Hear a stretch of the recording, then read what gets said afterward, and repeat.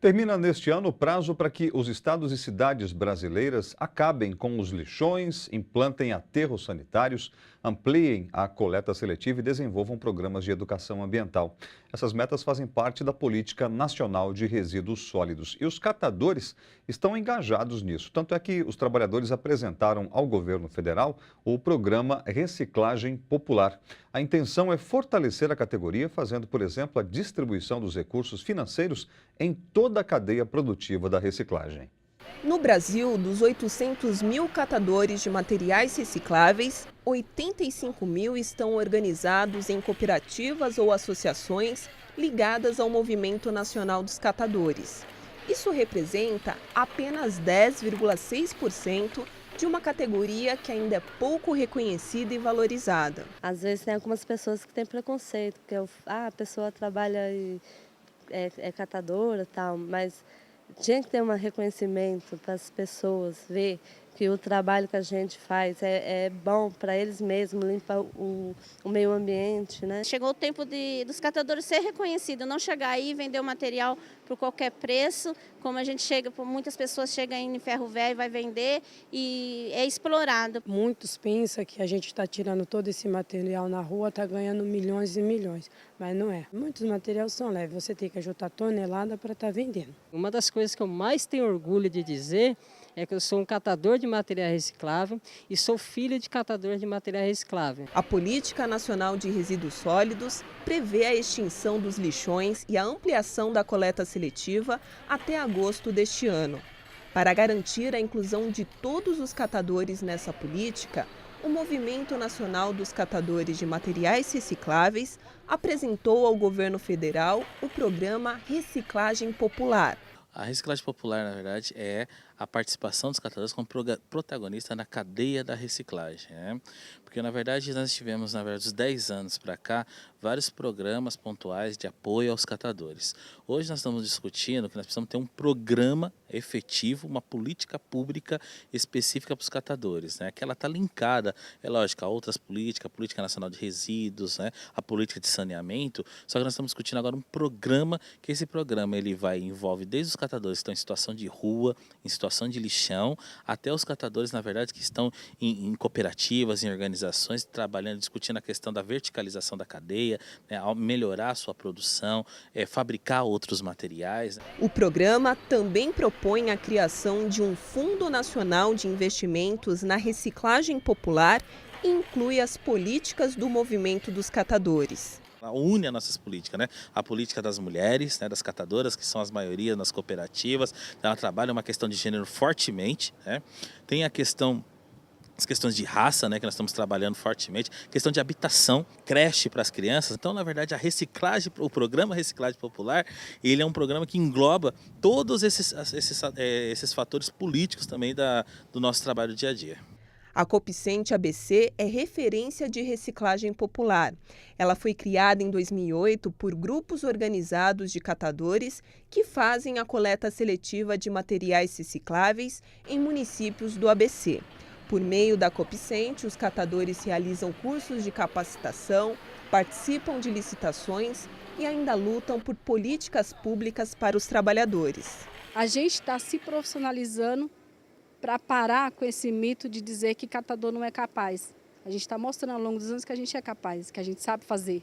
Então, com essa coisa do movimento apostar na reciclagem popular, é isso, é dar essa resposta aos poderes públicos e aos demais que duvidam disso, né? Da capacidade real que o catador tem de gerir o seu próprio negócio com autogestão, sabe, com transparência. Precisamos, mais uma vez, o quê? Que o poder público acredite no nosso trabalho e contrate a gente pelo serviço prestado, né? Porque hoje alguns municípios não valorizam isso.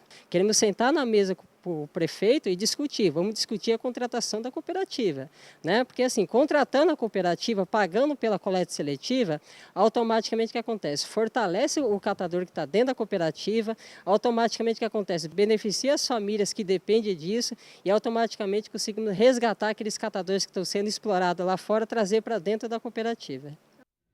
Pois é, para entender melhor esse assunto, eu vou conversar aqui no estúdio com o Carlos Henrique Oliveira, que é professor de Engenharia Ambiental da Universidade Metodista. O Carlos Henrique participou da elaboração do Plano de Resíduos de São Paulo. Boa noite, professor Carlos. Obrigado pela sua presença aqui. Boa noite, eu que agradeço. Professor Carlos, o que diz a Política Nacional de Resíduos Sólidos no que diz respeito aos catadores? Ela estabelece algumas responsabilidades, né, tanto do setor público como do setor privado, de, primeiro, não gerar resíduos, né, para a gente não ficar com essa situação preocupante e precária como a gente tem hoje, mas o que for gerado tem um caminho próprio visando a sua reutilização e a reciclagem dos resíduos. Então, aí o papel dos catadores é fundamental, porque depois a gente, né, eu, você, depois que a gente gera o resíduo, ele precisa sair da nossa casa e ir para algum lugar, né, voltado aí para reciclagem. Então, o papel dos catadores é fundamental nesse processo, nessa cadeia econômica da reciclagem. E de que forma que eles podem se beneficiar dessa cadeia? Primeiro, num processo de organização, né, porque a gente tem um nível de desorganização, como foi apresentado aqui na matéria, muito bem identificado. Pouco mais de 10% é que são os organizados, né, o restante está puxando carroça pela rua, né, e sendo explorado. Em péssimas condições de trabalho e de vida, né? E essa estruturação, né, da organização, o trabalho deles, é como uma empresa, né, de lixo que faz a coleta na nossa casa. Quer dizer, eles prestam um serviço para as cidades e para a sociedade. Então, quanto mais organizados, melhor será a prestação desse serviço e, portanto, a gente conseguirá, como sociedade também, níveis muito maiores do que a gente tem hoje de recuperação dos resíduos. Mas a bandeira deles, que é justíssima, é de melhor organização do trabalho, né, com essa proposta, e também de melhores remunerações, né, a remuneração por esse serviço que eles prestam. E a participação do poder público na vida dos catadores, como é que é? Ele tem apoiado ou não tem apoiado? Não tem apoiado, né? Quer dizer, infelizmente, a política de resíduos sólidos, ela, né, a gestão de resíduos, a gestão de lixo, ela não é ainda estruturada como uma política pública, né?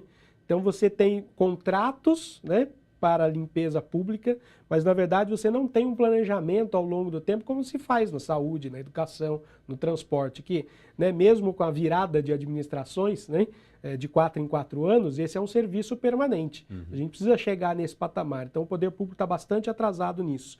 E aí a gente também vê o resultado desse atraso, porque tanto estados como municípios deveriam ter entregue os seus planos de gestão de resíduos em agosto de 2012. Né?